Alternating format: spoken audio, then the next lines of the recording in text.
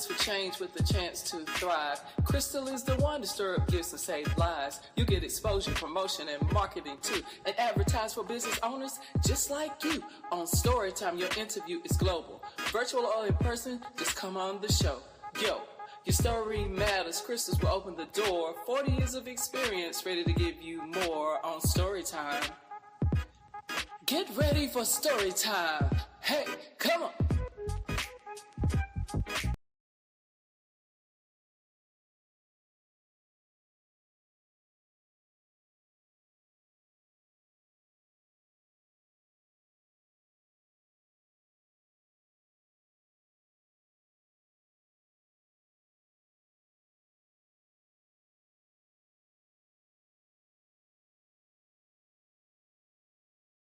Because I think I'm mute. Okay, there we go. Good evening. Good evening. Can you hear me okay?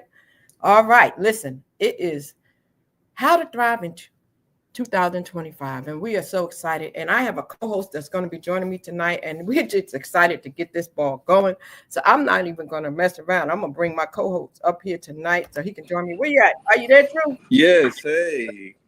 Okay. Listen, this is going to be good. You know, like I said earlier, we wanted to have this conversation because with everything going on in life, it's just a lot happening, and people need the essential tools to survive, problem solving, adaptability, financial literacy, emotional intelligence, communication skills, resilience, critical thinking, self-awareness, stress management, everything you can think of, they need it, right? So we've got a couple of people that are chiming in that have all kind of backgrounds, and they're coming from different places in the world. So I think it's going to be exciting. But first, how are you tonight? I'm good. I'm happy to be here. Looking forward to spreading some words of wisdom and, you know, whatever it is that I can offer people that are sitting around trying to figure it out. So I'm excited. I'm excited for what tonight is going to bring.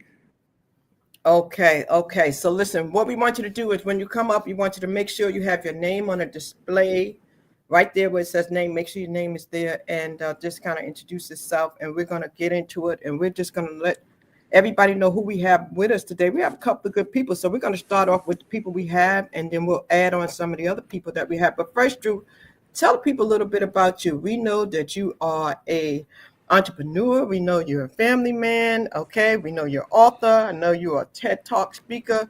So just tell the people about why this means something to you, and who is Uncle Drew? Well, you know, I'll say that, you know, this means a lot to me because of the simple fact I know what it feels like to be stuck in a place of trying to figure it out. And, you know, a lot of times, you know, when you're staring at the fork in the road and you're trying to figure things out, sometimes it just takes hearing that one special thing from somebody else that you didn't think about that makes you say, oh, you know what? I never would have thought to do that, or I never would have thought. And so, you know, I love being that person that can help others connect the dots at times when, you know, I remember being that person that couldn't connect the dots at times. Excellent. Yeah. Well, listen, we have quite a few people. We want to let some people know why you're here today. We got a few housekeeping rules. This is story time, and one of the things that we do is we are here to connect through life experiences. And right now, we all going through life, right? We want to ask you why you're here to share this with 5 of your friends, and we also want to ask you to like, share, and comment. All right, and subscribe while you're here. So don't forget to do those things. So let's see who we have in the building. I see a good buddy here, another podcaster, a young man that we know well. I want to bring him to the stage. I see Mr. Rodney Perry. Rodney, are you with us? I am.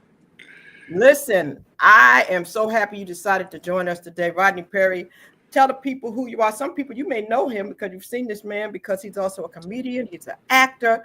And so he's also a human being that has a lot of wealth of experience. I don't know if I qualify as a human being, but I'm going to work on it. Well, how you doing? Tell the people, who is Rodney Perry? I'm a father. I'm a husband. I'm a, you know, all around great guy. You know, I'm a professional comedian. I'm a director. I'm a producer. I'm more than I look like. Okay, okay. Well, that's a good intro. It just lets the people know you're a human being, you're real. I have a brother here that I know. He's in North Carolina. I want to bring him up. This young man is brings so much to the table in our community. Michael Stewart Isaacs, are you there? You Yes, I muted. am here. Can y'all hear me? Yes, Michael. Tell the good people who is Michael Stewart Isaacs. All right. Well, thank you all for having me. Besides a good friend of Miss Crystal Body Smith, I am a entrepreneur. I am a father. I am a husband. I am a God-fearing man who is definitely always happy to share wisdom. I'm a 27 plus year serial entrepreneur. I know I don't look like it. That's by some good grace and fortune. I found a fountain of youth through just being able to uplift people and bring life. I'm a motivational speaker and just looking forward to contribute any way I can to really inspire people to find their own purposes in regards to what's possible in 2025. All right, all right, all right. I got another good brother here. He comes and he brings a wealth of knowledge to us, Mr. Oliver Brown. And I want to call you up to the stage. Oliver, how you doing Sure. today? All right. Good evening, everybody. I'm good, Crystal. How are you?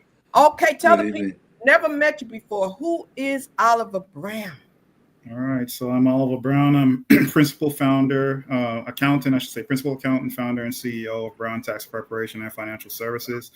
I've been in accounting and served as an accountant for over 27 years, even though I look like I'm 21.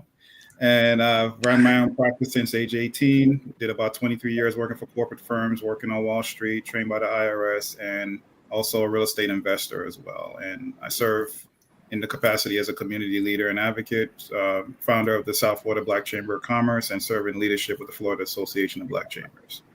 Wow. So listen, I see you, Wanda, but I don't see your camera on. So I'm going to wait till I see your camera until I bring you up. I don't want to bring you up if you're not ready. Oh, there you go. You're ready. I have a young lady. She's out in the industry. Her name is Wanda Love Miles. We're going to bring Wanda up because Wanda is a person that is in the industry, out there in the radio industry. How you doing today? Well, I'm okay. I'm hoping I can balance out the feminine aspect of this whole thing. All these gents. Thank you for Well, that. I'm Thank you glad. for that. I'm glad I pick up the tail end for the females. It's good to be here. I come with to be entertaining.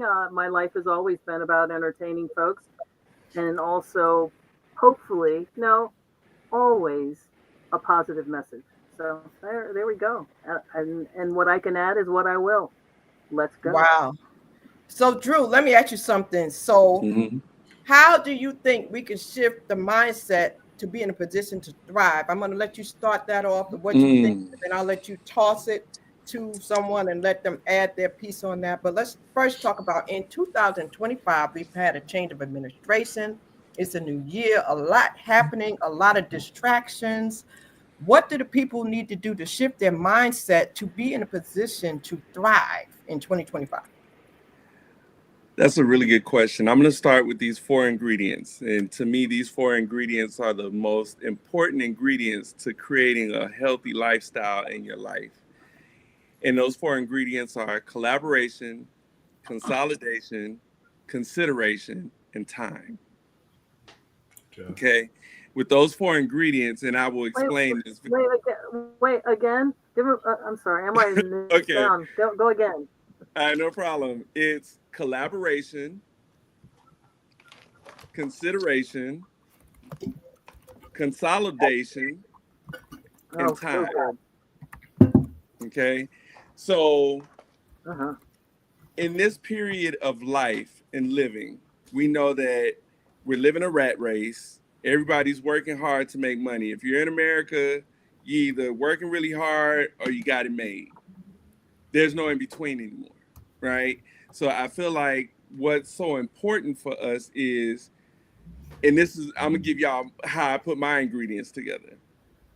I love to collaborate. However, I had to take into consideration who I would collaborate with, which is what led me to start consolidating who would have access to me because my time is extremely important. Wow. Right? So if I'm constantly trying to collaborate with people that for example, we're all here because we have a common goal. Everybody on this screen agrees with the common goal in which Crystal brought to the table. So that allowed us to be able to come here to collaborate, to give a word to the people that are sitting in the audience saying, I'm stuck. What do I do? Right? So in this consolidated space that we're in, we all have a respect of time by saying, let's get here, let's give a word, let's make sure everybody understands what it is that they're looking for. And then in these next 90 minutes, by the time we all leave, everybody should leave feeling complete in some form, fashion, or capacity. I love that. I love that. My goodness. What do you have to add to what he just said, Michael? Oh, well, I'll jump in there. I'm just enjoying it. Appreciate you, Uncle Drew. I think ultimately, in 2025, I love the points that he brought up in regards, particularly time, right? All those aspects of what you brought up, from collaboration, consolidation, consideration, those are things in my life that have been implemented by, I guess, by pure being in motion. Mm-hmm. I think we all have to manage our time differently. One thing, I'm a podcast host of a podcast called Sunday Stacks, and my wife and I always talk about family, community, and company. And so in 2025, my considerations are my family and my community. Then that informs how my company is structured. And I think any good company always should be structured around the needs of the community.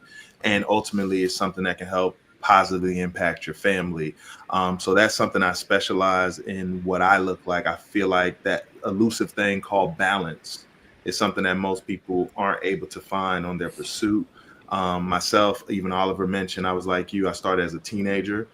So I've had a long runway of experiences that have shaped and informed my business opportunities.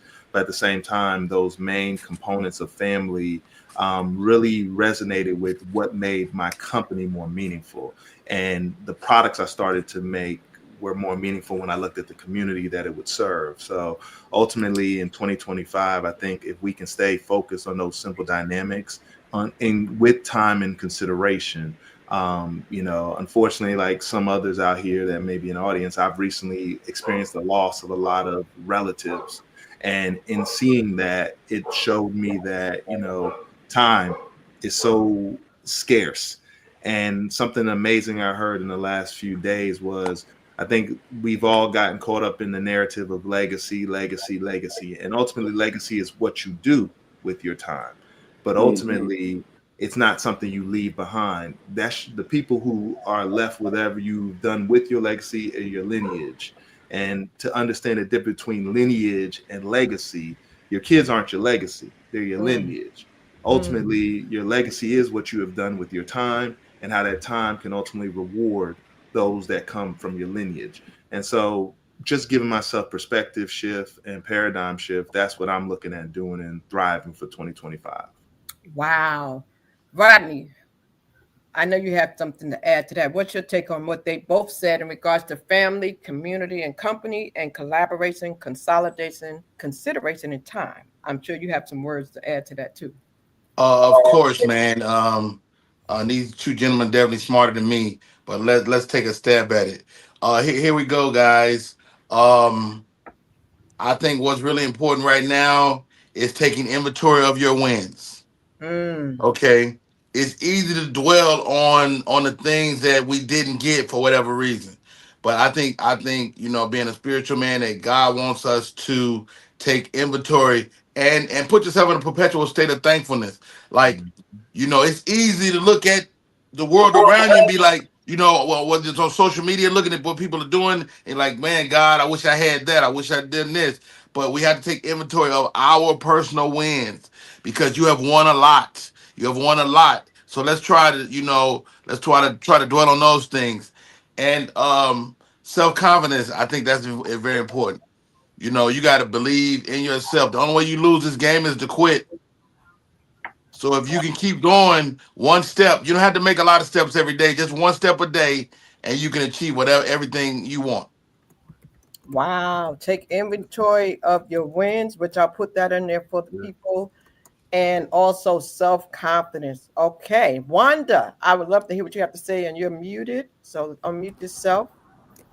On here.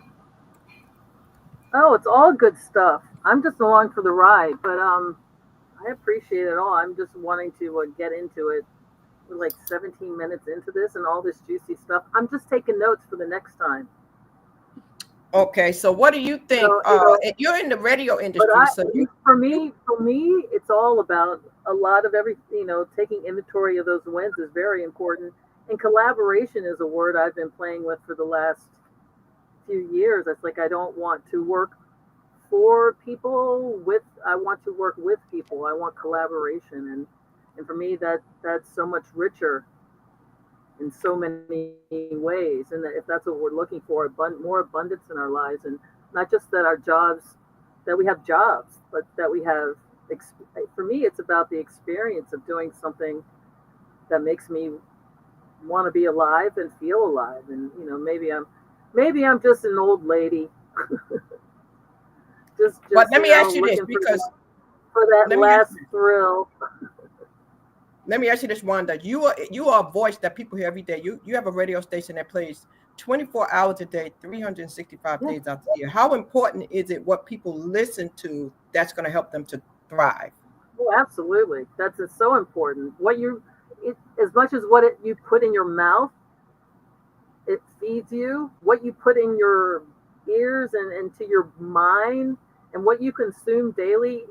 Even my mother, she would go to sleep with the news on. I'm like, please don't do that. You're going to sleep with all this fear and ick. And as you go to, it's like, turn on a game show. I love game shows. They make me like, all right, everybody wins. Got you. That makes sense. I guess stuff right. That makes me feel smart. So it's just a win-win. Game shows over the news any day. And you can get it from Disney, like a game show channel. I'm sorry, I'm rambling on, but game shows.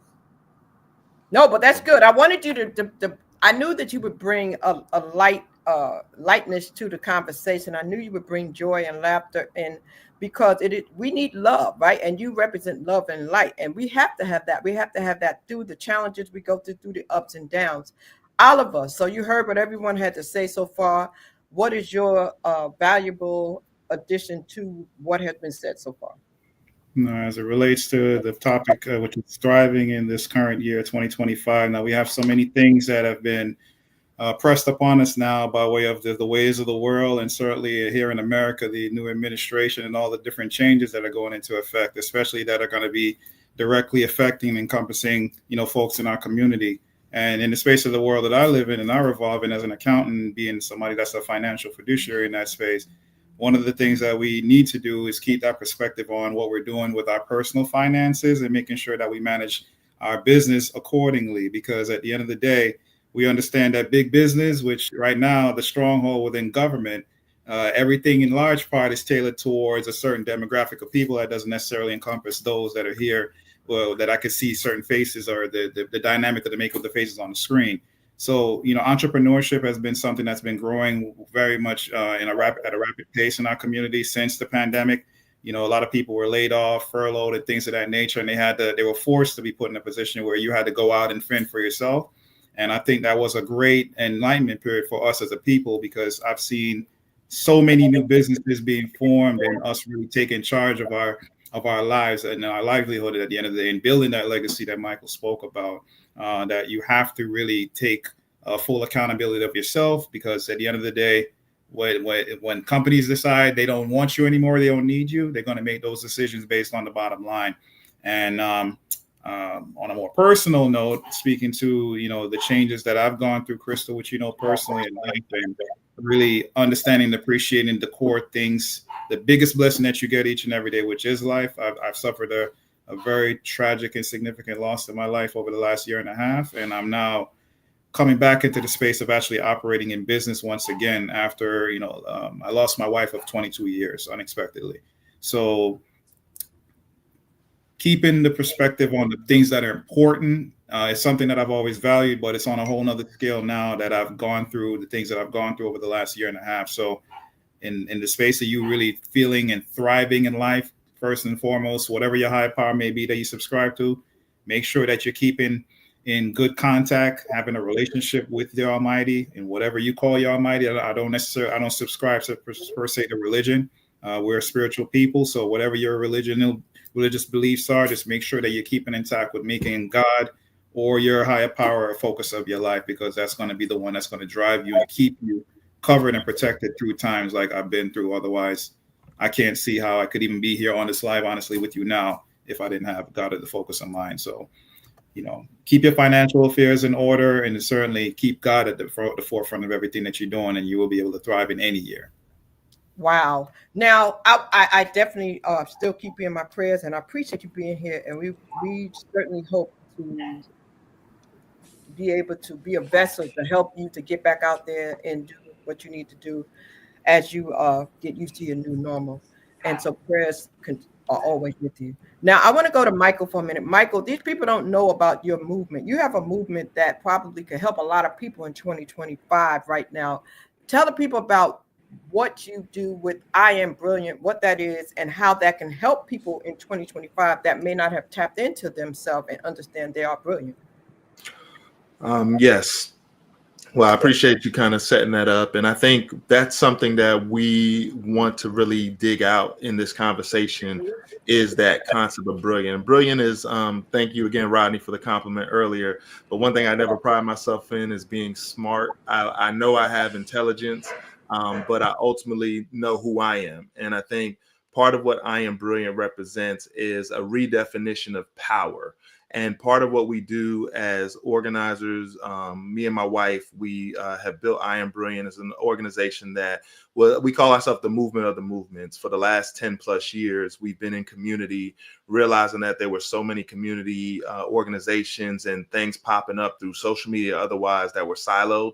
And ultimately, what we started to do is visit and really engage in all these different experiences that were going on across the country, to be exact, even across the globe.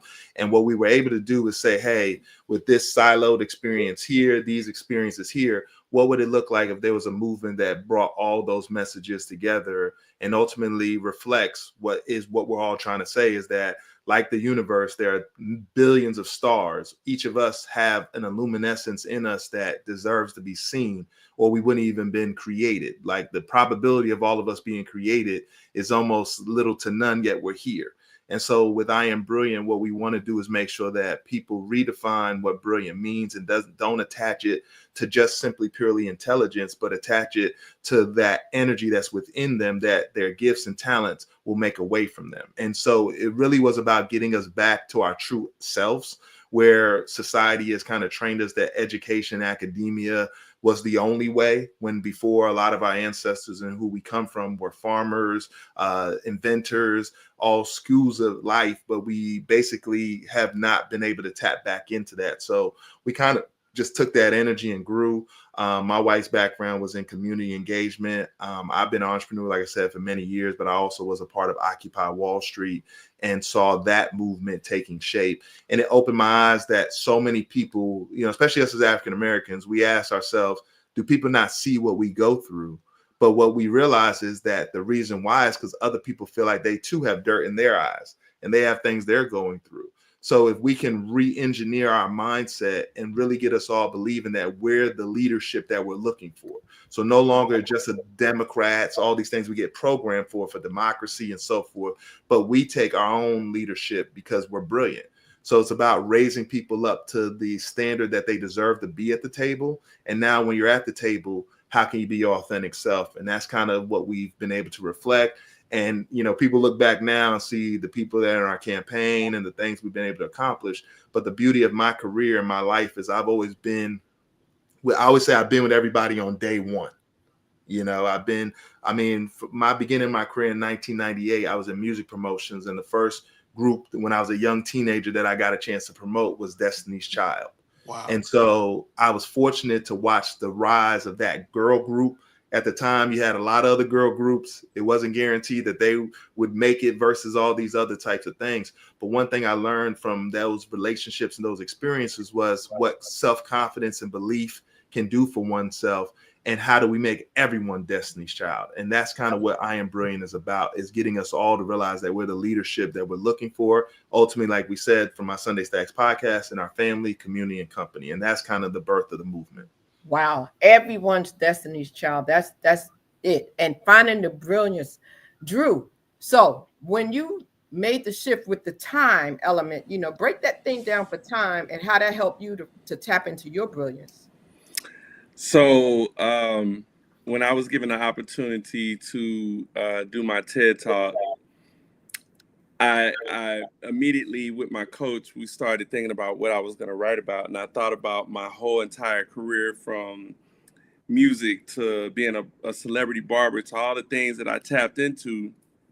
And the one thing that stood out to me was I had very little to show for the time that I invested in these people. Wow. I gave so much of me, making people look good and sacrificing the time I would spend with my children, or spending, it's funny, Michael mentioned that, I remember spending time in the studio with one of the members of Destiny's Child. All of the stuff that I did, when I look back on it, it's like, none of those people are here. I don't talk to any of those people. And my kids, I remember bringing my kids around, so that they could see, hey, this is daddy's lifestyle. This is the legacy I'm creating for you. However, I can count the number of people that they still have access to from what I thought was a legacy.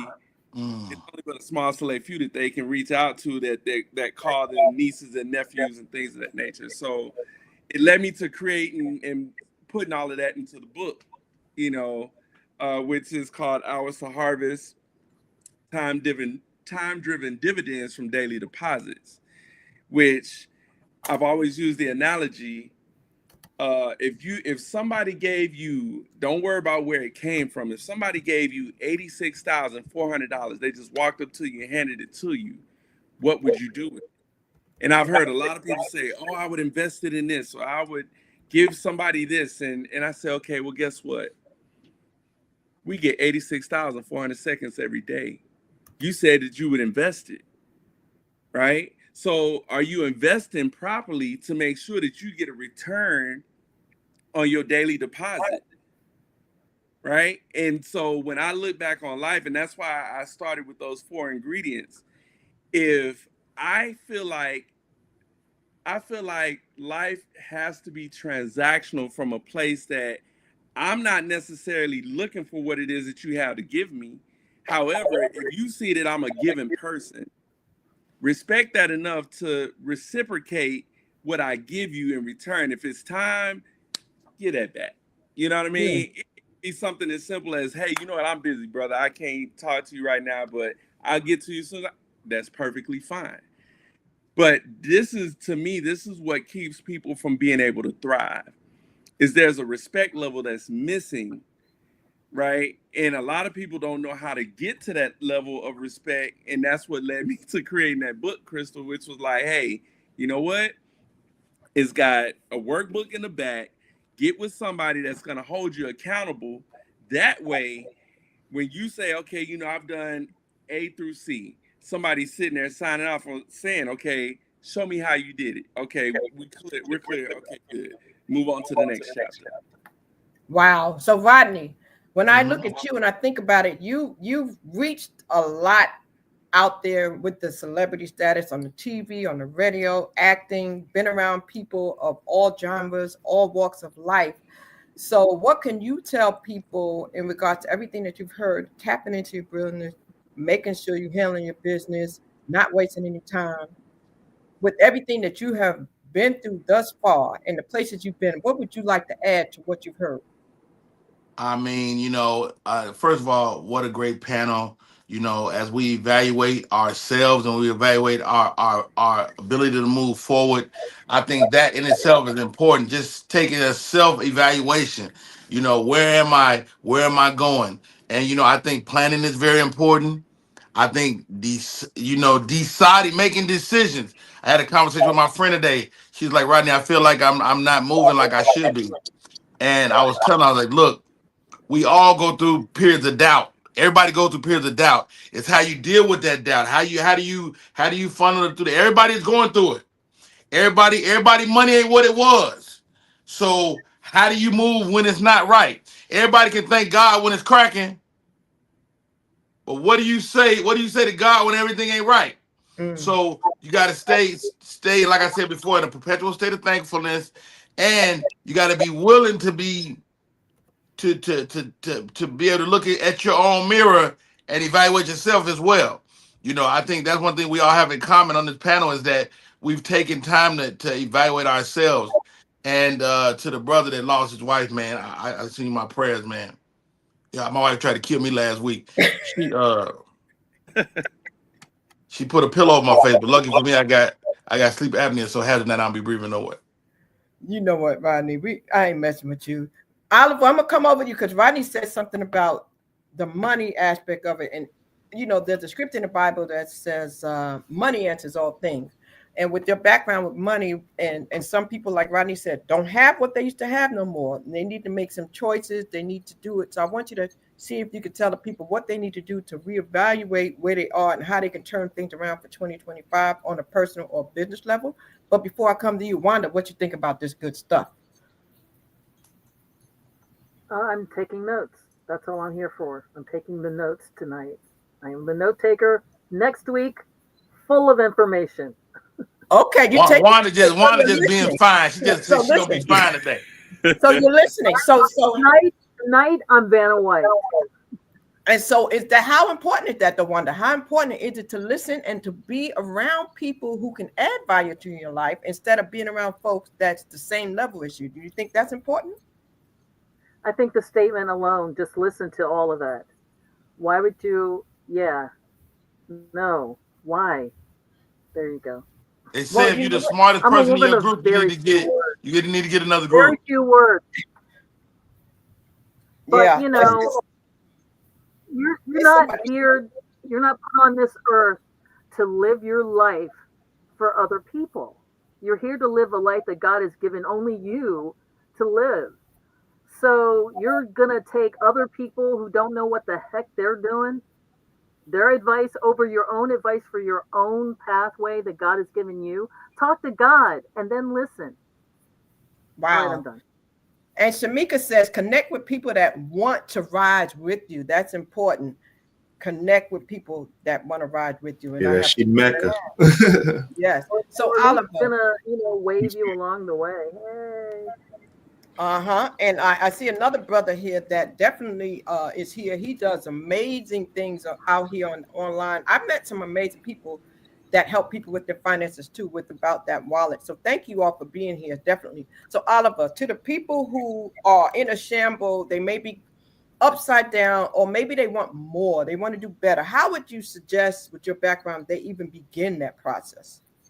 All right. Well, one of the key things I certainly would impart on anyone in business, whether you're at the top of the food chain or you're in a down period, bottom line, you need to learn to live below your means as a consistent factor in your life. And again, I speak to all in the general community, but I speak specifically to a particular demographic when I do a lot of these sessions, where it's either educational sessions or working with the Black Chamber of Commerce or any nonprofit community-based work that I do. I have a very clear understanding in 45 years of life that we, as a people, have a lot that we still have to overcome, and there's a lot being stripped and taken away from us now in the space of, again, the transition in government, that we have to have a greater understanding perspective when it comes to finance and our checks and balances. We, unfortunately, in many cases, when it comes to wealth building, have a warped concept of what that looks like. Our people in our community tend to want to wear our wealth more so to the fact and be more of the flashy and showy type. Meanwhile, other communities are able to sustain because there's a level of a real true base of community where they're supporting one another in those spaces, giving and providing information. So when I get into a field or a room like this where I see like-minded individuals that look like me, it gives me an opportunity also to kind of soak that up, because if you, I just heard it echo before, if you are the smartest person in any room that you revolve in, there's something that should be said about you if that's where you feel most comfortable. I like being in environments where I can learn different things and hear different perspectives, being able to gather more knowledge and information from others. So then in turn, I can then impart the gifts that God has given me as far as a standpoint of leadership to be able to spread it to those that are not in a position that they now. So when it comes to financial gains and things of that nature, I give a lot in the space of my time, knowledge, and information and resources that I can give to those that are not necessarily in as good a position as they would want to be, because I received those same benefits as a kid growing up in impoverished environments too. Sorry, Mr. Rodney, go right ahead. You want to chime in? I wanted to ask you, Mr. Oliver, because you're in finance, can you tell us like what book we should we read to kind of, if we are off track, to get on track? What's the best All right. book you read? Well, I'll tell you honestly, I'm not a big subscriber. I'm not the one that's going to roll off a bunch of different books from different authors and say, this is one I think you should subscribe to. Because I had the blessing of being able to start really early in my field, and I've had the even greater blessing of being able to come into contact and be mentored by my first mentor, Mr. Leroy Duffus, is a Black Jamaican CPA that really imparted a lot of knowledge and really left an impression on me of how an accountant is supposed to act, dress, and present himself accordingly in doing business. And I've had several other great Black men and Black women and people from other nationalities and backgrounds that have put their hands on me in certain respects for me being able to acquire the knowledge that I have. So I'm more so from a standpoint of life experiences and being able to share space with individuals that, again, know a whole lot more than me to a point in place that I'm able to soak that knowledge up, use these 2 ears, because that's the reason why God gave you 2 ears and 1 mouth, and being able to receive that, especially from those that have gone through and walked a certain path, that they can make you aware of the shortcomings and pitfalls so you don't have to repeat those same steps. And that's something that is certainly missing in the general folds of our community, being able to have those that have been through things that can now teach those that are coming behind them, so you don't have those same struggles where we're talking generation after generation. It's like we're starting over the cycle once again instead of building on what the previous generation did and learning from that. So my life experiences and the people that have come in, that I've worked with either in corporate America or working privately, independently as an accountant, those are the ones that really touch me in the way where if I have information and knowledge, I'm always free to share it. And I'm an open book when it comes to having people reach out to me, whether I work with you as a client or not. I want to ask one thing. I'm putting some books in there because About That Wallet has shared some books, Rodney. He put Crush Your Money Goals by Bernadette Joy. Crush Your Money Goals by Bernadette Joy.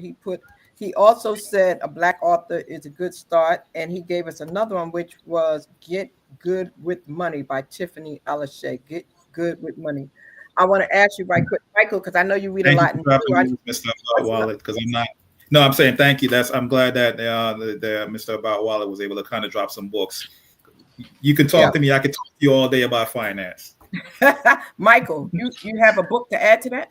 I probably do. Let me think. I'm trying to go to my little cheat sheets here, but I will start with, because I'm a little bit outside the box. But first, I'll just shout out my guys from an organization called EYL, Earn Your Leisure.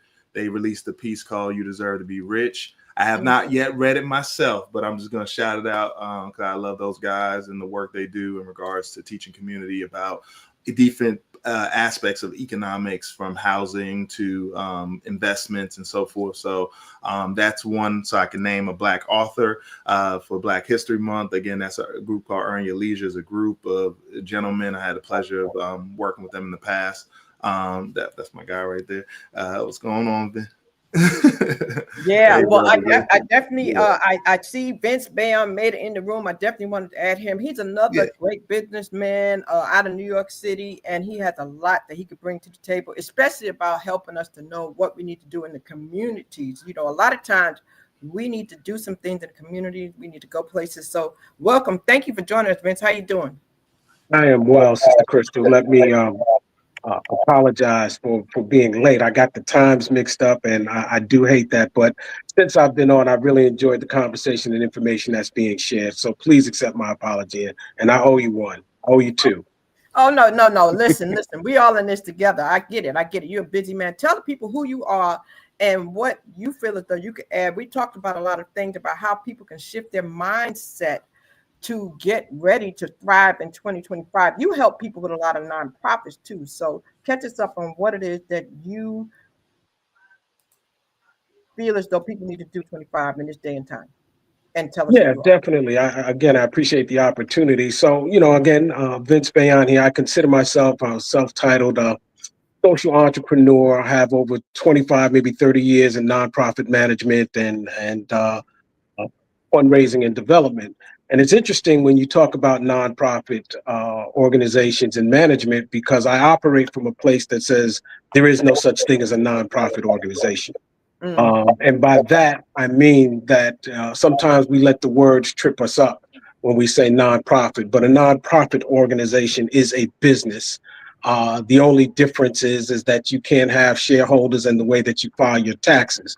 But if your organization is not generating money, your organization will be dead in the water. So everything that goes into the management and operation of a for-profit business has to go into a quote unquote nonprofit organization. I think the major difference is that a lot of our nonprofit organizations and those of us who desire to start those, we do it from a place of the heart. We do it from passion.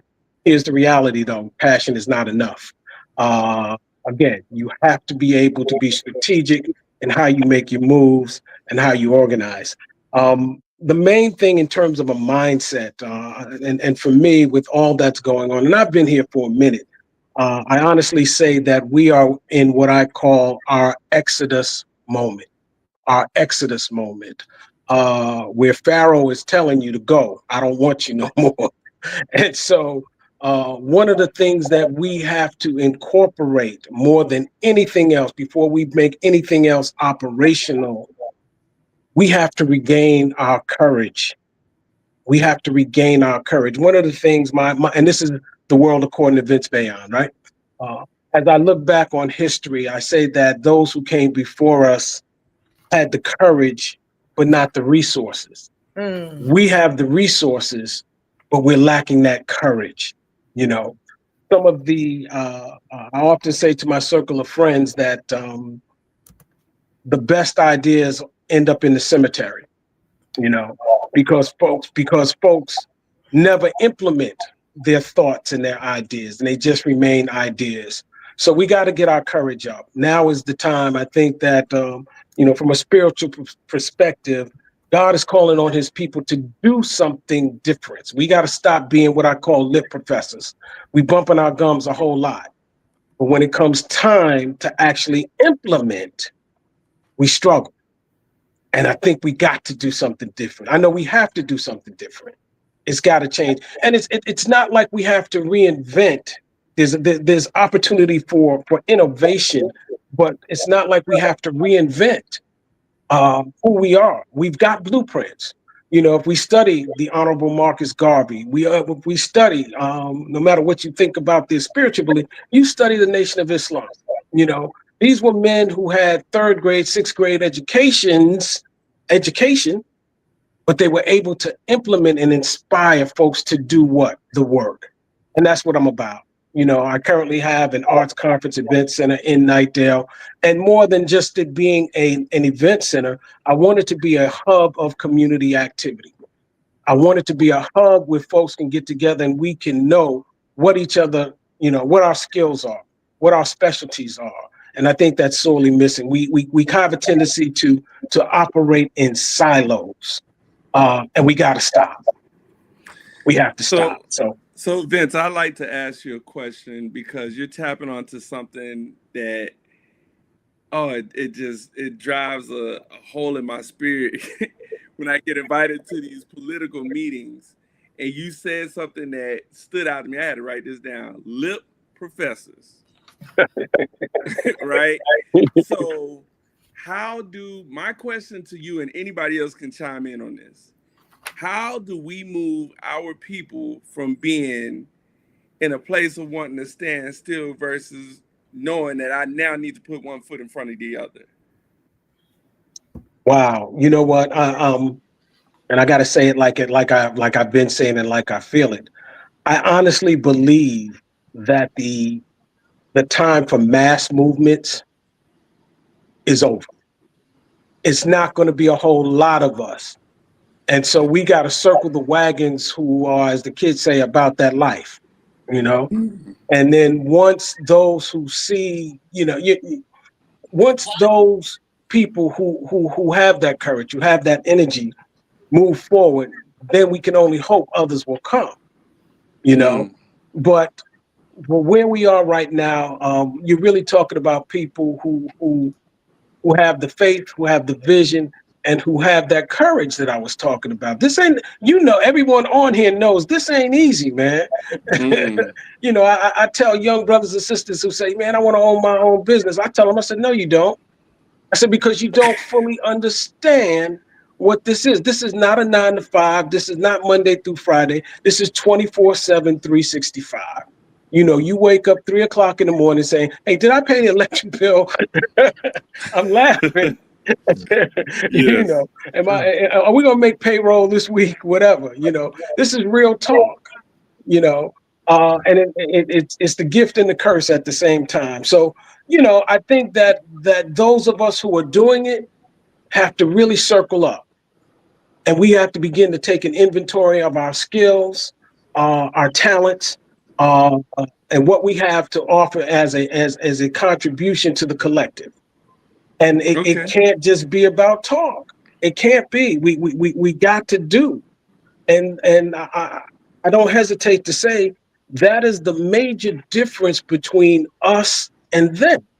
If you think about how we got to where we are right now, the other folks started something called the Tea Party. Real folks forget, right? They started something called the Tea Party that was about that life, what they wanted to see happen. I think that we have gotten into a pattern of waiting for someone else to do something for us. And those days are over. So I hope I answered your question. Anyone else can chime in as well. You did. Mike, give me the question one more time so I answer it the right sentiment. Vince gave me something that got my mind racing, so I want to make sure I answer the question. Basically, my question was, how do we push people? And I want you to answer, and I got something for what Vince said. How do we push our people that want to move to start moving? How do we make people that are standing still realize that they got to put one foot in front of the other to make things happen? That's a great question. I think ultimately with what we're showcasing here, and I guess I have the vantage point, Vince, you weren't on earlier, but you and I know who each other are. Again, I have this organization called I Am Brilliant. I have the pleasure of seeing that what we think isn't happening is happening. And so I like to push back on the word of mouth. And I think our telephone has been distorted where, yes, we see massive droves of individuals. I've been to Watts, I've been to the hoods in Chicago, I've been to places in, Florida, you name it. So yes, there are massive amounts of African Americans who are sitting around daily in communities who don't have direction. But on the other side of that coin, there is an amazing group of African Americans, Black Americans, whatever you want to call yourself, that are doing things as much as repatriating themselves, getting citizenships in other African nations and countries, doing amazing things in real estate. And I think what's happening, and I'm saying this from a vantage point of someone who's been an entrepreneur, but also saw for many years the want for more people to participate in what was possible, because I knew there was going to be a time when the job thing wasn't going to always be there necessarily for us. Part of the motion, I would say, is one, this is what I Am Brilliant is about. Assume the positive, because I think the number one thing is that we are always stuck in perpetual negativity. And I understand generational trauma.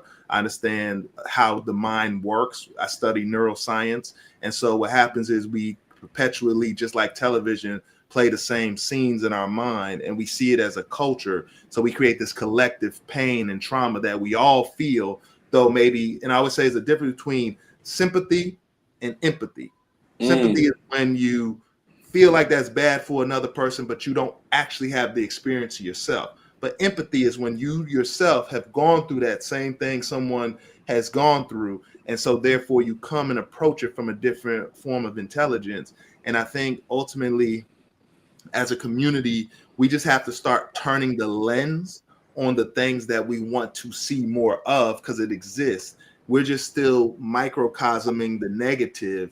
And I always tell people, you could take the greatest trap drill song you want, and everybody in the hood from Memphis to this and that third would know every single word of that song. So if you know that mechanism of Chitlin circuit, whatever you want to call it, is still there, then we have to tap into a greater level of resourcefulness. The biggest thing I always challenge us with is that we get mad at the forms of economic empowerment or the forms of Blackness that we don't like. So we think something is wrong. And so instead of accepting our culture in its fullness, we get mad at aspects of our culture, and then we get afraid because that imagery then gets perpetuated by others, and we don't perpetuate enough of our good images of who to watch. And so we have to take those narratives, Tea Party or not, political or not, it's always the image. The other thing we're fighting in this society is language. Someone who's I consider myself of our diaspora. My father is from Jamaica. My mother's from Sierra Leone, West Africa. I was born in Queens, New York, raised in Brooklyn, New York, lived in the South for most of my life, lived in the Midwest and the West Coast. So I've lived with our people in and out. And so one thing I realize is what really seems to manipulate our consciousness is this language. And so what I teach in my work is how do we free ourselves in a way that we understand that this language was written by a people from their culture. It's a spell casting language. So the question is, what spell has been cast on us, and how do we re-own the words in this language to cast a new reality on who we are? So let me chime in on what you said, and then Oliver and Ms. Wanda, I want y'all to chime in. I have been preaching this, my brother, for years, right? People don't understand that, number one, regardless of what you believe, I'm not religious anymore. I grew up under a Christian household. My mom was a pastor, but I do understand and know that the Bible is the law of the land, right?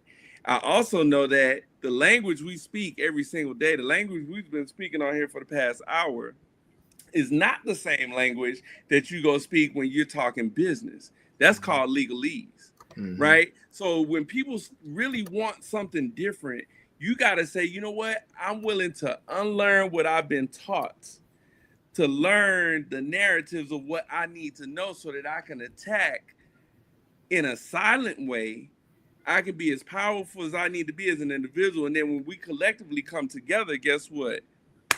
I'm not the weakest link. And if I find somebody that's the weakest link next to me, guess what? I'm not judging that person. I'm saying to that person, look, come here real quick. Let me share with you what you need to know. And it's not going to cost you $10,000 because of whatever reason. Because, you know, I don't know why our people like the price gouge, but we real good at that price gouge. I heard someone say that, you know, unfortunately, we have adapted a drug dealer's mentality in our entrepreneurial spirit. Yes.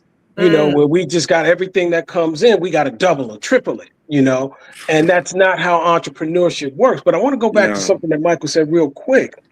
I grew up, right, and I don't know how old everybody else is on here, but I'll be 66. My next birthday, right? So I sit with the elders, and I often think about. I grew up. One of my icons, one of my sources of motivation, was Muhammad Ali, right?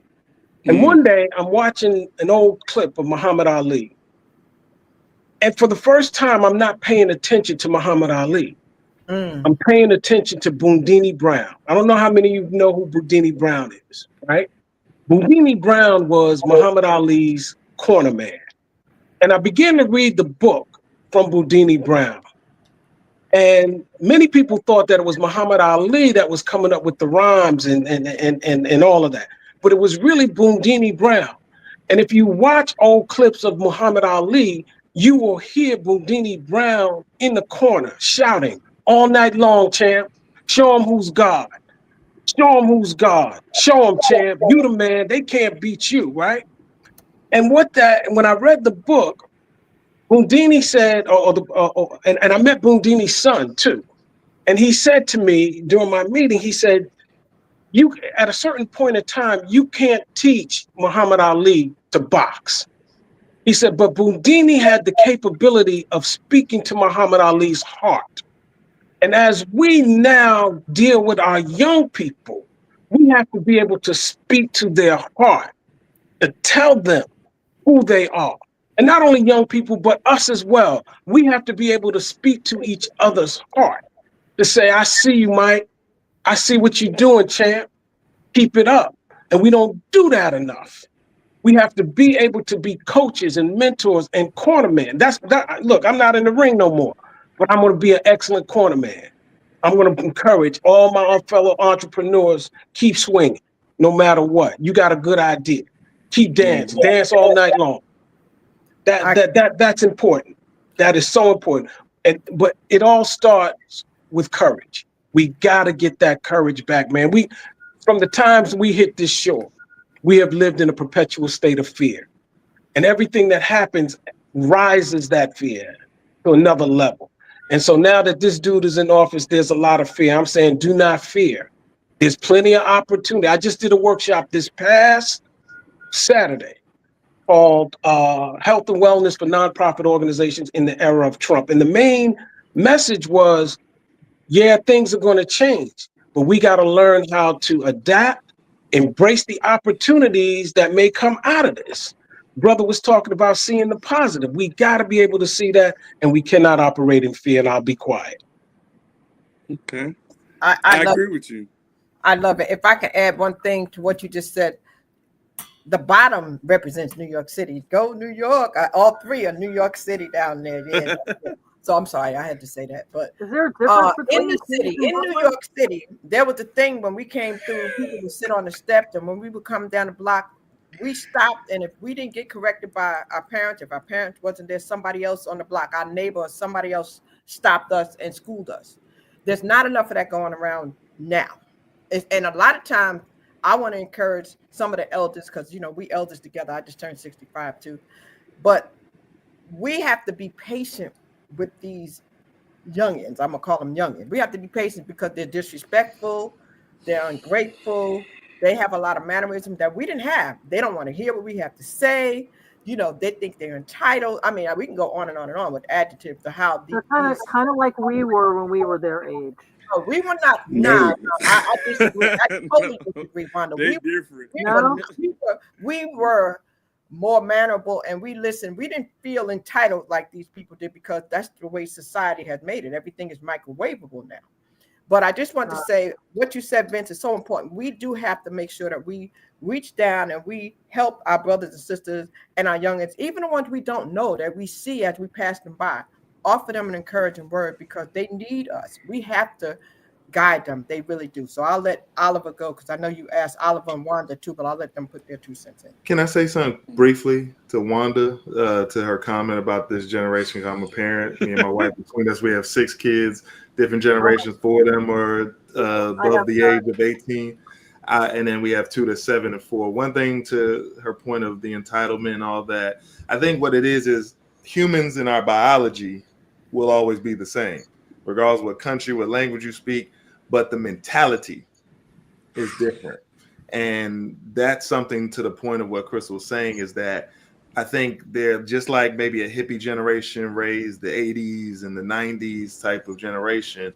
The 90s kids, my generation, something I think because we maybe didn't like the restrictions we had, we took off a little bit of rein. And when especially none of us knew what was going to happen when we put these devices in these kids' hands, as well as even our own. So there was no case studies. There was no way of knowing. And so we have a problem that has metastasized to a level that is more severe than people realize. But to Vince's point, what I was saying earlier about positivity, right?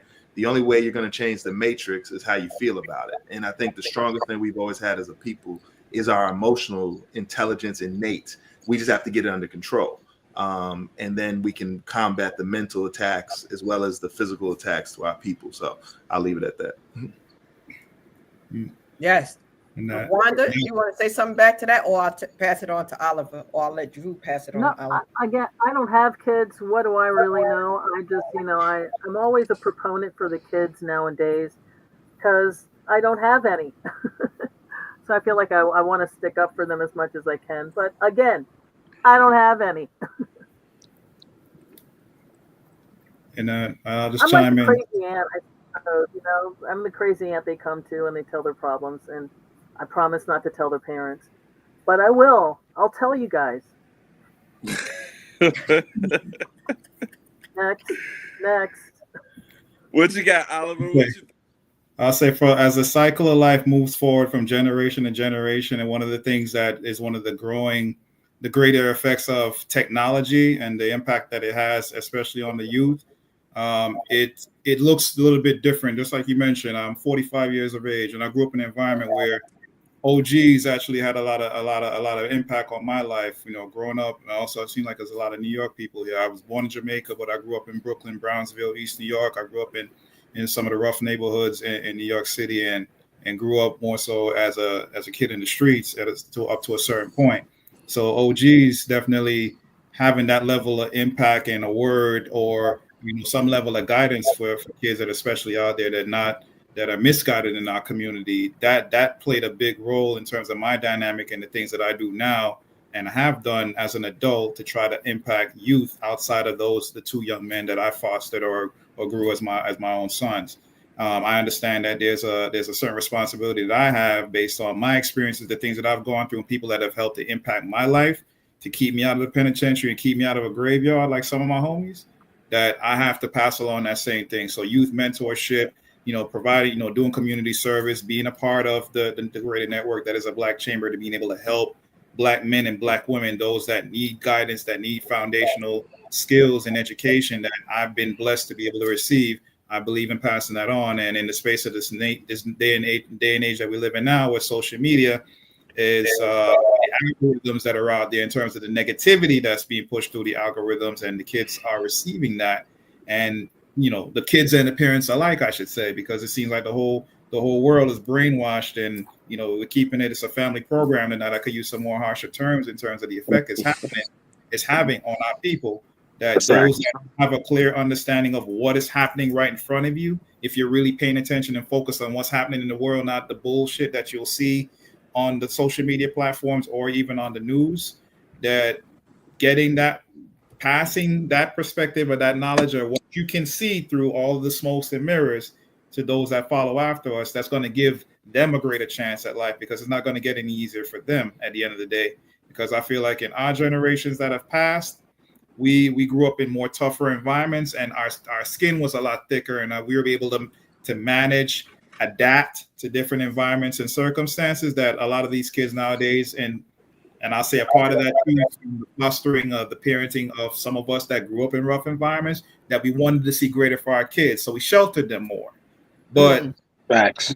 It took for us to have to go outside to have negative influences impact us, to go outside to be, to see things that are detrimental and harmful. Now you don't need that anymore. It's coming right in the palm of your hands through your phones and through the TVs and the computers and all the electronic devices. So the work has to be done on a greater level now. So we have to evolve as those that are the OGs now in this day and age to try to help those that follow us, because everything is set out there to corrupt them, to lead them to the wayside. That's right. Well, I want to add to what all of you said, and I'll say that I also come from a place of having been an educator. I worked in charter schools for about 6 years. And my last encounter in the charter school, I taught aviation all 6 years, because I'm a drone pilot as well. I'm a certified drone pilot. But one thing I learned was having to be relatable and assertive at the same time. This is something that I feel like a lot of people are afraid of, okay? And I can promise y'all, and Crystal and I have talked about this offline, and there's certain things I will not say because I choose not to try to incriminate myself. But as a man, as a melanated man, when I saw these young boys, and I remember breaking one of them down, you know, and they would come up to me and they puffing their chest up, and I'm like, listen, don't do that. You have no idea what you're doing right now. It's all right. Calm down. And then I would sit and talk to them, right? You know, I'd pull them aside, get them away from their friends. Come to find out, they were being fed negativity every single day of their lives. And I remember one day, and I think I may have shared this with Crystal. I was coming into the school building, and I heard this mother dropping her child off. When I tell you, she used every letter in the alphabet and ended it with a cuss word before she sent him in that building. And the only thing that came to my mind was, yo, we got to deal with that. You just filled this young man up with all the negativity possible for whatever reasons you got going on, and then you dropped him off at our front door. So now we got to deal with the attitude. We got to deal with the, you know, unpacking of his baggage. And these are things that I feel like have caused the disconnect between parents, because our generation, I'm a 70s baby, right? I'm 48. So most of the people I know in my generation said, you know what? We came off of the back end of the parents that dealt with slavery. I ain't whooping my kid like that. I want to be cool with my child. I want them to understand that I'm the parent, but we can still be cool, right? So you had a lot of people in my generation, you know, sparking up with their kids or going to the bar, having a drink with their kids. And it started causing a huge divide in terms of understanding who's the boss and who's not. And now you look at these much younger generation of parents, they too busy chasing what they need, and they're not caring about raising the needs of their child. They out here trying to chase a relationship, and that child is out here trying to figure out how to survive and how to live. Would everybody agree or disagree? We agree. I mean, I think your perspective is good. If I don't want to just jump in, I just, you know, you all got me full just with the conversation. I think the theme again is thriving, and part of it is the realization of what's going on. I think all of us have a grasp of the social issues and the redefining of norms. Ultimately, what I still don't see enough of is implementation of a better script. And so this is why, again, I'll just harken back. Again, I'm a serial entrepreneur. I have several other businesses, but my most pride does come from the I Am Brilliant, because this is just a sentiment that isn't a solo mission, right? This is not about me. It's not about any of you, but it's about all of us collectively, because one thing I realize is that people need to be fulfilled individually. And that's usually something a mother and a father sometimes helps to create that self-esteem in a child. And because we have young people, I mean, and it's our men, right? I really think as soon as our men take full accountability for our behavior, we will start to also take full accountability of being the solution. Because as soon as we know, as men, for what generation you grew up with, we watched other men talk negative about women, talked about them about for sexual activities, all these different things that we knew we grew up with, and we may have perpetrated our own version of it, to the point where now we're looking at the results in our children and their attitudes and behaviors towards relationships. And part of what we have to do in that is start to take that accountability that just, you know, I believe in all of us. I know a lot of people kind of spoke of their spiritual truth, right? Well, let me state mine. We are all God. We all are a piece of God. We all have the capacity on a daily basis with this brilliance, this light, to be the light in dark places. Thus is our Christ-like ability or inheritance, right? Joint heirs, right? I can speak all the languages to prove the point, regardless of your spiritual belief. But when are we going to start to activate on that truth? And so this is where, like I said, if you get to know my work, you'll realize, like I said, the language is so important. And brilliant is the word within this Anglo-Saxon construct of a language that is their highest word, their highest form of excellence and performance in anything you do. So when we assume this brilliance, then it erases a lot of what we think we can't do, because really what we tend to do is we're judging ourselves for not being more like what I always say, the people formerly known as white people, because until the day they stop calling themselves white, we'll still always keep perpetuating racism. You understand? Yeah. So as we take that title of whiteness from them, that's stage one of what we do as Americans, as Black Americans, is we have to take the power out of that concept, not to abase those people, but to let them know they no longer can abase us by exclusion, right? And I think we have to start to step that up. But part of what I implore our community to do is we have to start showing, quote unquote, our worthiness by example, because of what we outlined and how we curse out our kids, how we treat attitudes, what we assume should be in behavior, these loveless relationships producing kids that look like the father of the father I don't like, all these things I could make into a quick social media video for all these young kids out here and how their behavior is. But ultimately, until we start to take accountability for the young men that we've created, the women will automatically shift. Because if you look at their behavior today, and I know this as a person who's a product of the hip hop culture, I've been a part of some of the things that all of you guys like, some of the greatest artists in the world. I've worked with all of them. And I say that I stripped them too of their greatness, because their greatness has been destructive to our community.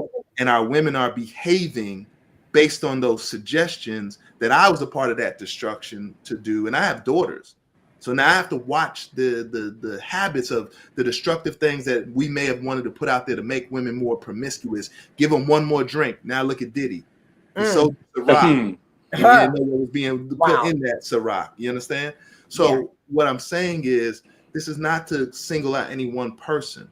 What it is that collectively, just like the election made us feel special as Black men, well, Black men, you still special today. Know that you are God, and know that your voice is missing. And I get it. You can't speak those native Igbo, Yoruba. You don't know it. But there's still that tone and that command. Don't be hesitant to speak it in this language. Bring it out and watch how the people formerly known as white won't stand in your way, because they can't. Come on now. That's so real, bro. That is so real. And and again, I often say, well, maybe it's me. But that voice that you just talked about of the Black man is missing. I'm like, what happened? How did we become so shut down? And that's what I'm saying. Someone stole our courage. That Malcolm voice, that Martin voice that said, no, I speak out against this. That Ali voice. Let me tell you where confidence come from, right? And if you look at our Black men who are confident, because they're able to play basketball, play football, and when you're tall, big, and you have that, you're pulling from something from an economic standpoint. What really needs to happen to thrive individually or even as a community is that we have to start cornering resources. The problem is, as entrepreneurs, it's as simple as saying you're a farmer. And what we have to start doing is cornering resources to really position ourselves so we can start to divvy out those resources and create industries around that. The thing is, we're going after what we want because we're visualizing what success looks like. Thus, I think Oliver mentioned blinging out and all these different things, because the image of who we are is so important. So what's been put out there and expressed has been able to overpower us in regards to what we think we should be doing. So we put a gold chain on, supposed to get that girl, and that's about it. And that now everything that you were told you're supposed to be is capped out, and you still no power in your community. Wow. Well, let me do this before we go on. Thank you for joining. I guess you finished cooking about that Waller. Dad's about that Waller. He's the one who dropped those books in there when we were in there. Good brother, knowledgeable brother. I'm going to be able to go to about 7:45 because I got an 8 o'clock show. But listen, I wanted to let Drew ask the next question, because you said something about what's happening now. And the next question really leads into that. But before we do that, I want to say welcome to About That Waller. We welcome y'all when y'all come, whenever you come, because everybody has a different schedule. They're from different time zones. So welcome, brother. How you doing today?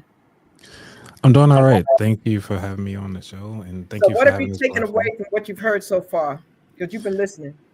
One of the things is that I feel as though there's a gap that needs to be filled. How do we fill it? And that's one of the things that hasn't been answered. and it seems to be an ongoing thing. You talk about, if you want to go back in the past, I mean, was it W.E.B. Du Bois was even talking about the talented 10th? He had something to try to push something out there, but what structures or things have been out there from a knowledge standpoint that actually help move the generation of the Black community? So one of the things is that I think that would be beneficial for everybody that's listening or even on the panel is think about how the gaps that for our audience, how are we fulfilling those and continue on to branch that knowledge. I mean, knowledge is one thing, but also how are we taking action on that knowledge? And that's one of the things that, because I focus on the sandwich generation. So people who have kids and also people who are actually caretakers for their parents. How are they actually being able to provide them? Like, my goal is to provide them with resources so that they can actually take care of a loved one. Death is something that we don't talk about enough. What are those resources? What are those services that are provided for them? Do we even have the infrastructure to actually bring somebody all the way through? Because we are great on these different platforms. We can show off on a lot of these platforms as a community. But is there, I mean, I know they say, is there something always for us? It doesn't have to be, but how can we leverage what's already out there? Because I was bringing up Kellogg's and Post cereal, because I brought that up mostly because Kellogg's actually used his brother's talent, because his brother was actually a doctor. So he used his name to kind of push Kellogg's out there. But the owner of Post was actually fired from Kellogg's to start his own company. So it's kind of like, how were they able to, like, just utilizing their stories, and how can we do such similar things? Because not everybody is built to be a business owner, and not everybody is built to be a worker. It's just, how do we, I mean, I know it's a bigger question to the world, but this is the $1 billion answer. I mean, $1 billion question, I'm sorry. But that's what I get away from it. Wow. Can Let I me say this. Go ahead, Drew. I want to say this, though. Mm-hmm. One thing I can say about everybody up here, each one of you, everybody is doing something to resolve the issues. Everybody up here has something. Wanda has a radio station. Imagine, Wanda, if you wanted to, because you play a lot of music, imagine if you had these gentlemen come on your radio station and did a segment on some of these topics. You know, Vince has an event center where he allows people to come in there to do things. Oliver is on the Chamber of Commerce and he does things in his city. You know, Michael does things with his stuff. So we are all actively doing something. I'm using the platform because people are always on their phones and iPads and something, looking at something to make sure that you have this come across. So we are. Give me 2 minutes of what you're doing, and I'll put it to music, and it's on the station. All right. What you say, Wanda? I said, give me 2 minutes of, you tell me what you're doing, your nonprofit, and the idea is to connect nonprofits with people that want to fund them. And that is, if I can make that connection and play some really good music in between. All right, I'll play the music mostly and you guys in between. But yeah, that's the idea, is to help spread the love and help get the love, the funding that it needs sometimes. Okay. So, Drew, let's go to what we were going to ask the question, because I think it's a perfect time to do that. I'll let you do it because of what's happening in the world today. And we just had a recent distraction during the Super Bowl, and I'll let Drew go ahead with that. So I had a conversation, and I'm going to get into that. But I wanted to say one thing real quick. The one thing, to your point, Anthony, that I think has to happen, it's a must, is that we need to call out the perpetrators. Okay? And when I say call out the perpetrators, I've heard people in strong position mention things like, hey, can we do this? How do we do that? Do you know how to fish? Do you know how to do this? And I spoke about this earlier today. But not one single time did I see this person in power say, you know what, let me take 1,000 or 2,000 of my millions and go rent a bus and take the kids, the underprivileged youth, and take them out there to a lake and show them how to fish, or take them out on a campground and show them how to survive. I didn't see that. So if I ever see him again, because I bump into him randomly, I'm going to let him know, hey, man, don't do that. See, I'm not afraid. You got one or two things you can do to me, but God got me covered. You feel me? So it's like we got to start calling out the perpetrators that are out here, that are in position, that have the money or the resources to say, don't talk about it, be about it. You got people right here, right now, that are ready to be about it. So that was my answer to that. But however, to segue to this other piece, I had a conversation. I had people hitting me up today and throughout the Super Bowl saying, "Hey man, what did you think?" And I was like, okay, well, I mean, he performed. Yes, I saw all the messages. I'm very intuitive. I pay attention to everything, even the things I don't want to. So I saw the hidden messages that was being displayed, and we talked about that, and it was 80%.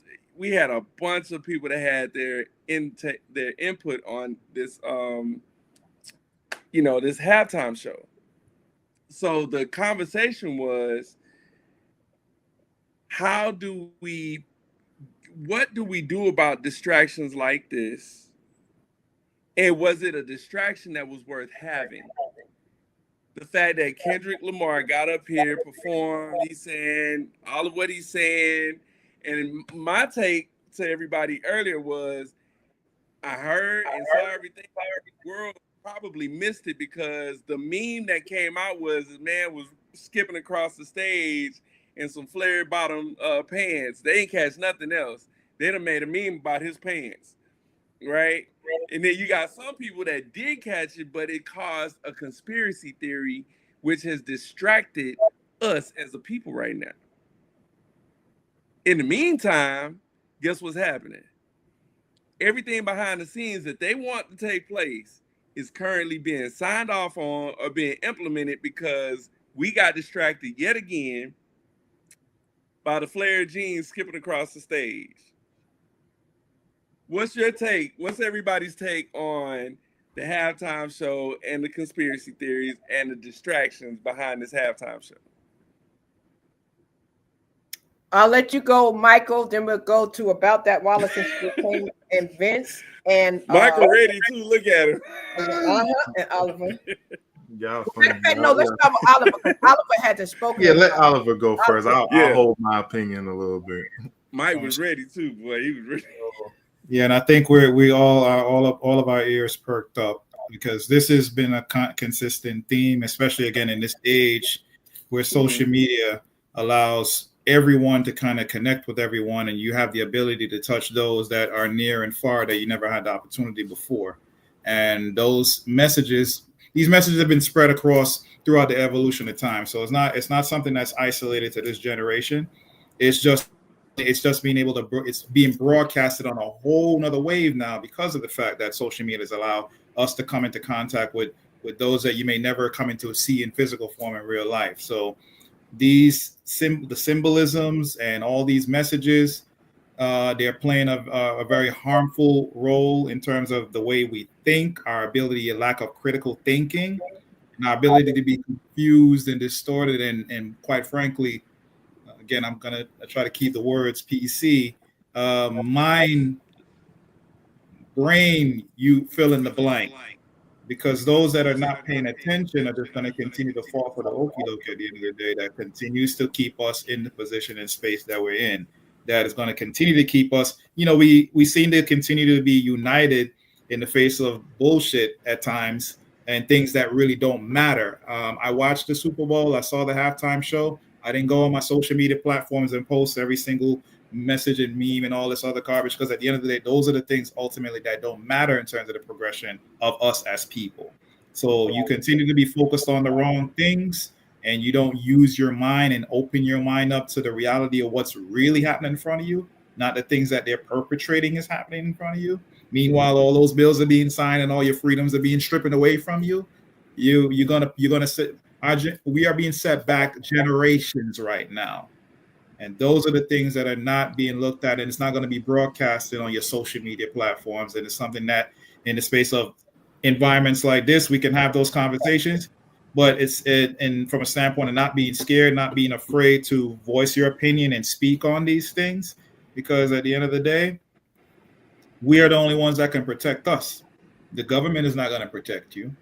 Certainly, the administration is not going to protect you. So, and we also got to be in environments where we find the dynamic. I'm a numbers guy. I learned to equate measures of success just on a percentage scale. 90% or 90 to 100% is an excellent scale. But I understand that 10% can have a great impact in terms of the longevity of where our community is going to go. I grew up as a kid in certain environments where I was 1 out of 10 kids, and somebody was able to put a measure of input or influence on me that allowed me to realize that the things that I was doing wasn't going to take me very far, but 2 places, penitentiary or graveyard, more than likely. So I had to shift my focus. So then now I take that responsibility of knowing that I was blessed to be in a position where I don't have to share that experience. Now I go and part it on, I find another group of 10 and I try to find at least one. So that 10% out of that group is going to have a greater impact, because exponentially compound interest, we got to multiply it, because I pray that I'll live long enough to see a community that's based on people that look like us, where we can come together culturally, be able to empower, encourage, and be able to push each other forward in a positive manner. But I can't hold my breath for that. I know that God is only going to put me for a stated period of time, and whatever I can do in the space of what I have access to and how I can help, I'm going to do my part. So I'm going to do my part. Vince, Anthony, Michael, Drew, Miss Wanda, and Crystal, we all got to do our part, because we're all in different environments to try to help break this algorithm or break this cycle of continuing to keep us in a space of not understanding our worth and value and how powerful we are. God created us this way. I'm the greatest. Besides, the only thing greater than me that walks this earth is a Black woman, in terms of what I believe God created. All right, because she brings life. So when we realize that and find a space where we can all focus on that and not what Kanye West's wife is doing, wearing this, and then we'll be in a much better space. So I'll keep that before I end up missing them. Why you do that, Oliver? hey, fam. Listen, I got to jump off here real quick to jump on another call. But to your question, you know, one of the things that we have to do as a people, as a group, is that we cannot get overly emotional about these things, because at the end of the day, whatever Kendrick Lamar did, the question has to be asked, how did that move the needle forward to what we're facing right now? And so we're all hyped, we good, and I guess it was a feeling, oh, we told them, we showed them, now what? Right. What's the follow-up? So we're all hyped, and this, you know, he did this, he did that. Okay, it's entertainment. What's next? How did it move the needle forward for what we're facing right now? And that's the thing. We've got to be more strategic. Even as we talk about, okay, we're going to boycott Target for one day. And after that, what?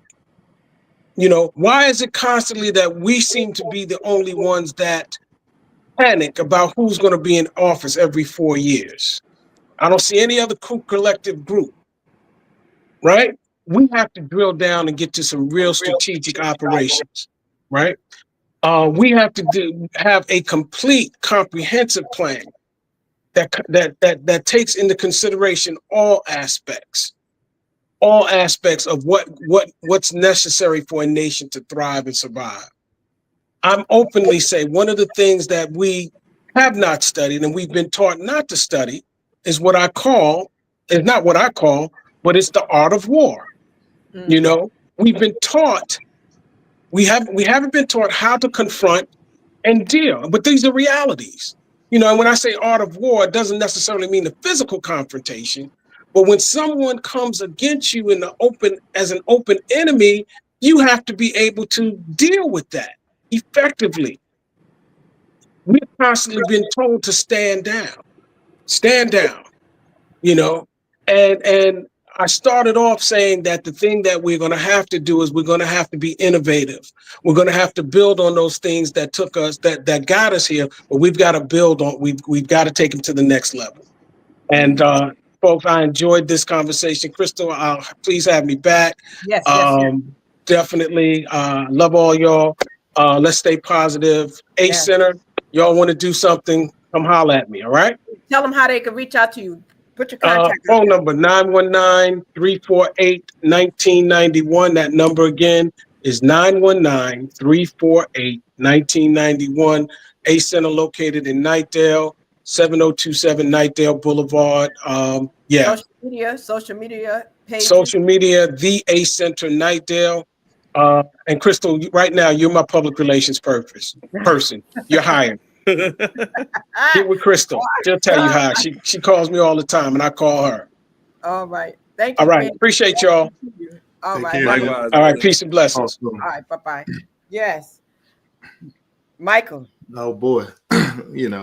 I'm just enjoying this conversation. Chris, I always appreciate these invites. And I'm grateful to be able to just contribute. And I hope, with the range of things we've all talked about, we can really get to the core of like some of the things we mentioned in the beginning, from time to our families, community, and company, like what we were really stressing there.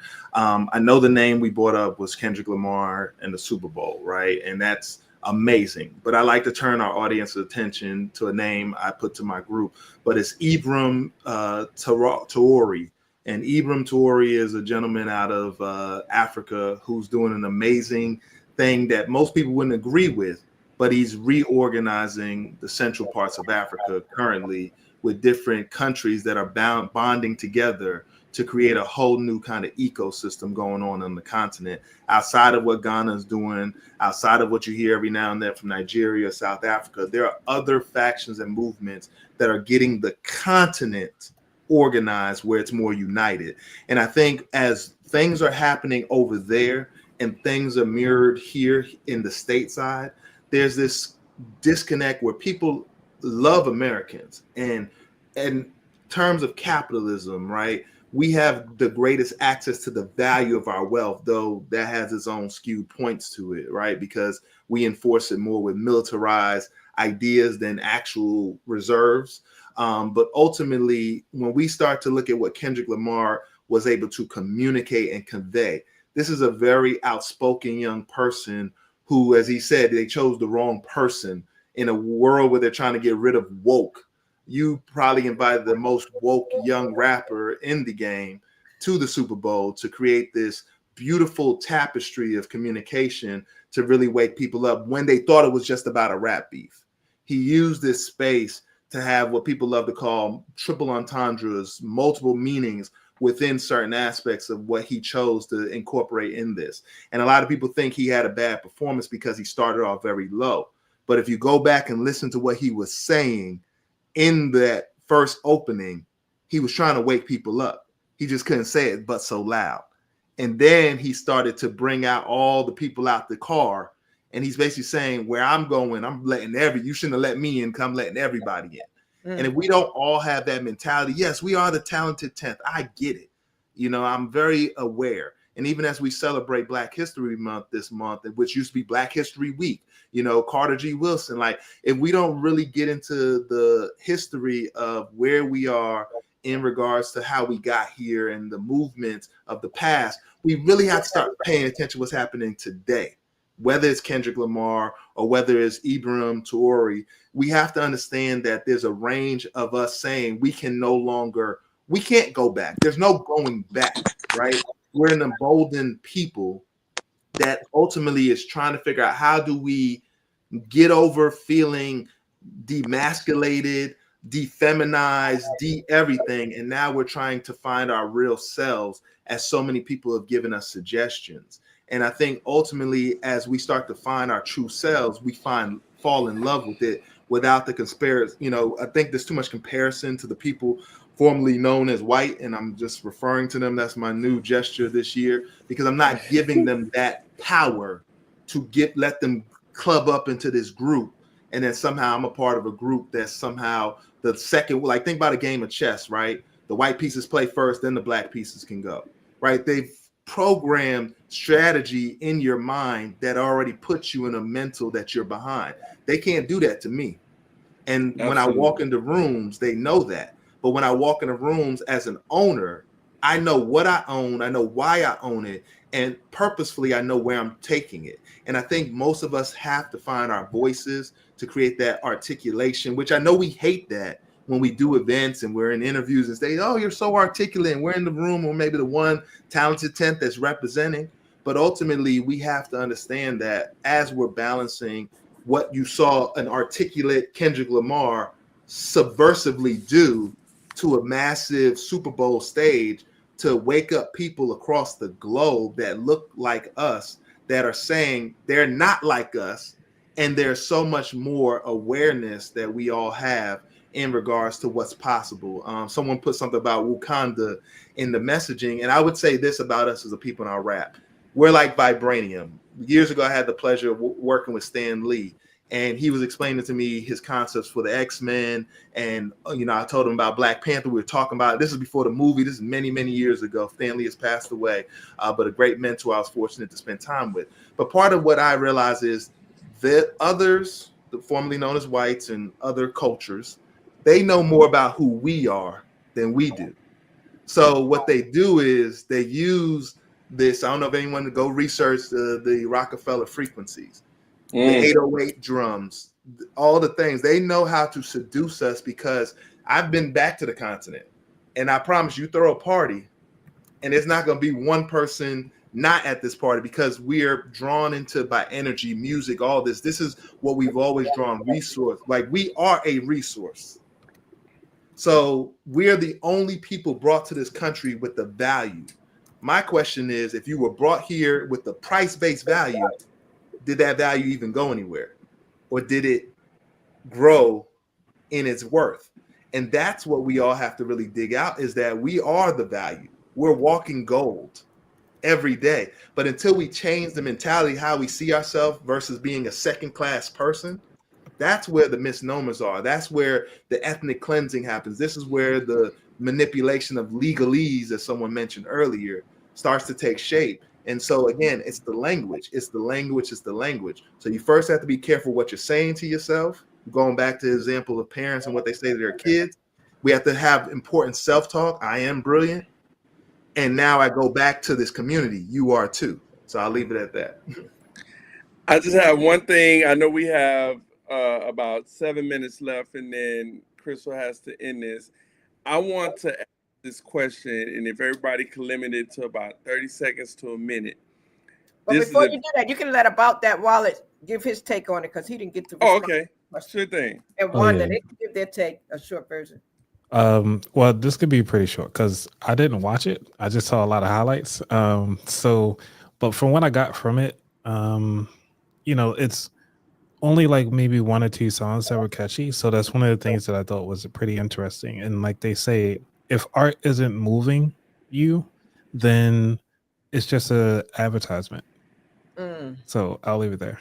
Wow. What about you, Wanda? Did you watch it, or did you? I was talking to you at the same time as that was going on, I think. So, no, I missed it, and I will catch it. But, I've never been more excited to see a halftime show after the fact. Right. That's Don't spoil it for me. Okay. Drew? But I can't, again, I'll come back with my notes. Okay, no problem. All right, Drew, you wanted to ask them something so they can all give. I got about 8 minutes. Okay. 40. I need to end this by 7:50 and be done so I can get ready for my 8 o'clock. Yes. But I appreciate everybody. This is good. We're going to do something like once a month. And each person here, I'm waiting to do your personal story, because you each have a story where I can do a whole session with just you, talk about what you do, your company, your personal story, everything. So please, let's arrange that. We want to make sure we do that. But Drew, I'll give it back to you. Okay, this question is very simple, and I think it's extremely important for people in the community that are trying to figure it out. My question to everybody on here is, have you ever had to hit the reset button? At what point did you hit the reset button, and how did you come out of that place when you were stuck, where you had to reach for the emergency reset button? Okay, let me get my timer. That's gonna be a doozy right there. Right, I can do. So when you're talking about the reset button, you mean reset as far as just life and just that flashback, like, hey, you know Yeah. what? I need to change the way how things going. That was when I Like your finished finances and Yep. all of that.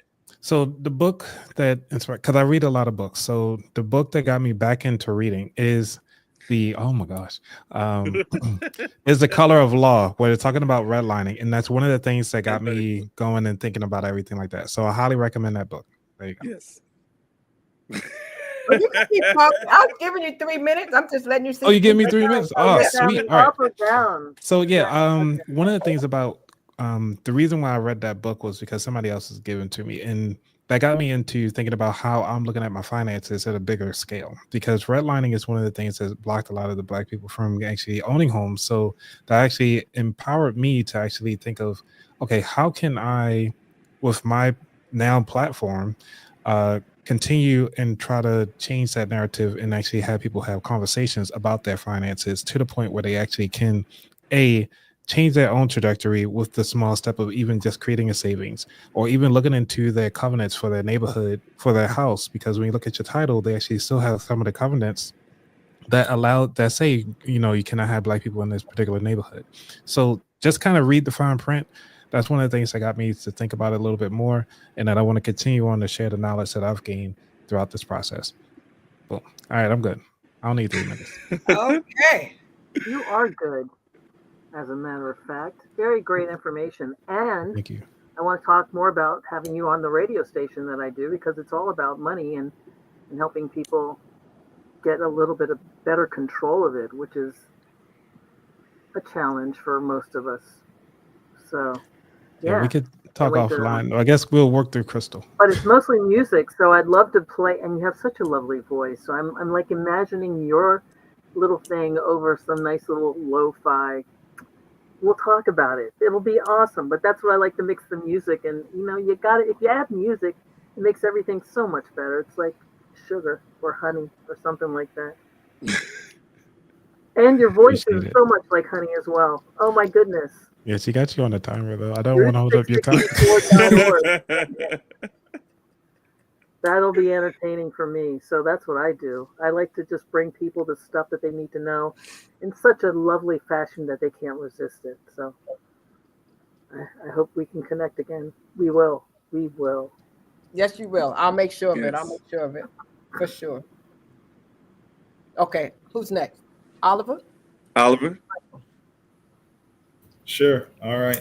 So for purposes of a reset, a reset could come in many different forms. I've had to, in essence, go through a real whole life reset, you know, based on tragedy coming into the mix of things. So, you know, and for purposes of the time that I needed to refresh, you know, reflect, and really, you know, tap into the higher power that, in terms of the strength and, you know, the strength that I couldn't even imagine that I had in my own self.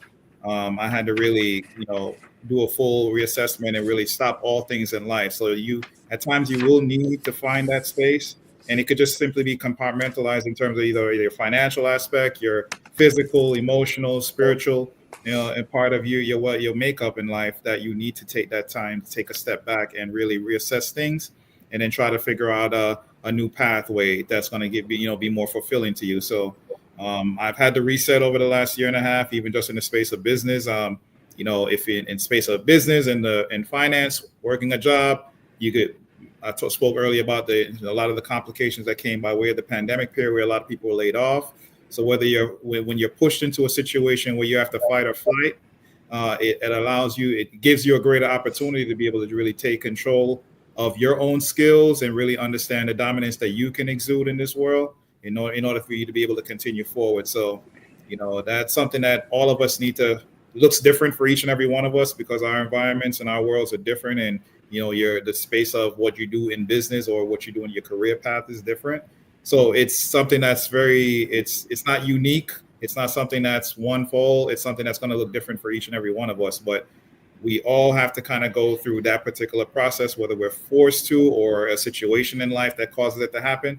It's even better when you do it on your own, where it's not necessarily triggered by something. We all grow and evolve each and every day. If you're not growing and learning each and every day, then you're not living, quite frankly. So just take that opportunity, whether you're forced to by way of a situation or not, to really find that time to really reset in any area of your life. All right. Okay. And now we have Michael. Oh, and then boy, Drew. man. You got me on the clock now. Okay. You got started. No. I will just take this time to do what we all need to do, change the circumstances. So I won't use the word reset. I will use the word redefine. And I live by several principles that were self-designed over the years, and I call one life victory. And I'll give you the basic formula, right? You redefine your vision, you affirm your values, and you pursue your voice. And if you're able to achieve this basic formula, you will achieve life's victory. Because ultimately, some of us aren't feeling seen, and we push ourselves through the cascades of education and what we think those things measures up to, or graded, all these different things. But all these things come back to the oppressive mindsets that have degraded all of us ultimately, literally and figuratively, which has created the wrong sense of self-image and self-worth. And I always applaud those who find entrepreneurship or some form of rebelliousness, agitation to the world, because at that point you're saying, I have the strength and the power to rewrite the rules. And that's the redefining. I've been through it a lot in my lifetime, and it's a daily process. It's not something you do one time and you're good. When things fall short, redefine your vision and make sure that you're in line, because when you're in line with your vision, it will take you where you want to go. The values that you affirm come from those core things that you believe to be true, because those are the principles that carry us through. Thus is what Uncle Drew talked about in his book, in the things that we do. We all have a book in us. So those are our principles that we come to find within life. And then ultimately, like I was saying, pursue your voice. Like we're all here in this interview. It took many years, many things done, many radio interviews, many this, that, and the third that got us here in a place where we can articulate who we are. But ultimately, we all want to be heard. We all want to know that our legacy, our value was felt in this world, and there was a level of contribution. But the pressure I'll take off of all of us is we're all doing a good job. So just remember you're brilliant and what makes you that way. And if you can get back to that, you'll continue to shine each day. Wow. And Drew, what did you do to reset? I went back to my roots. I went back to everything that God instilled in me from day one. And that goes back to cutting hair. That goes back to artistry. That goes back to music. These are things nobody taught me. These are things that God downloaded in me. So, to go back to your roots and be able to...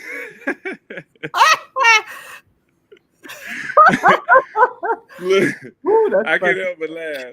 But yeah, I had to be okay with saying it's okay to not be okay in the moment. Go back to what makes you feel okay and be great at being okay.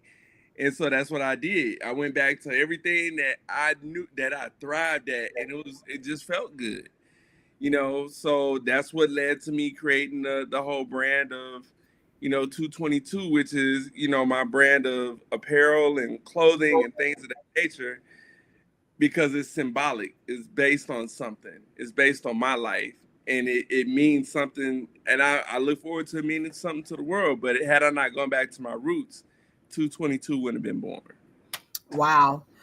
And Wanda, did you want to add anything to that? Because I know you commented before, or what you said before. Was that your answer? Well, I feel like I reset every day, quite honestly.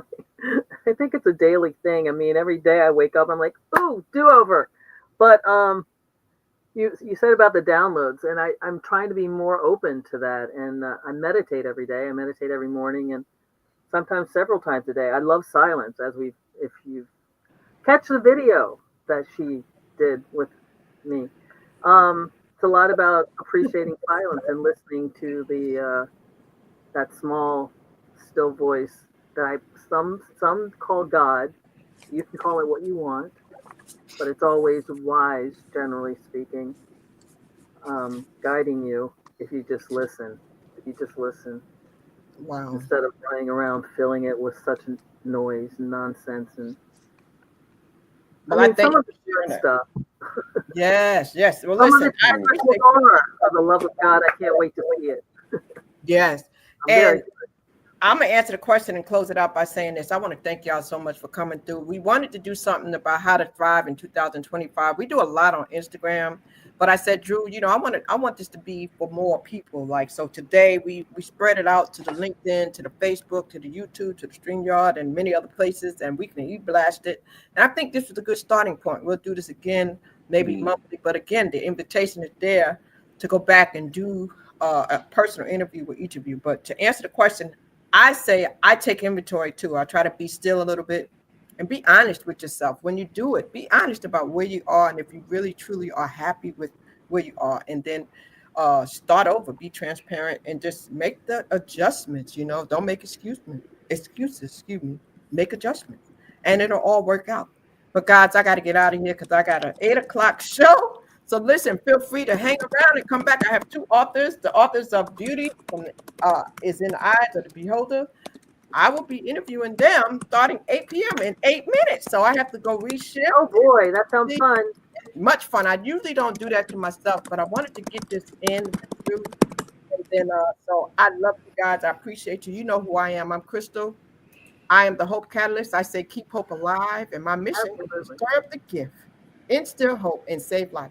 We'll be back. Make sure everybody, I'm going to make sure you get all of their contact. I'm going to make sure I put it in with the link, and I'll make sure they know how to reach each and every one of you and make sure that they can follow up with each one. God bless you. I love you. Keep hope alive, everybody. Thank you. Well done, Drew. Thank you, Crystal. Follow up. Thank you. All right? Thank you, Uncle Drew. See y'all later. Pleasure meeting you all. Subscribe. All right. Bye-bye.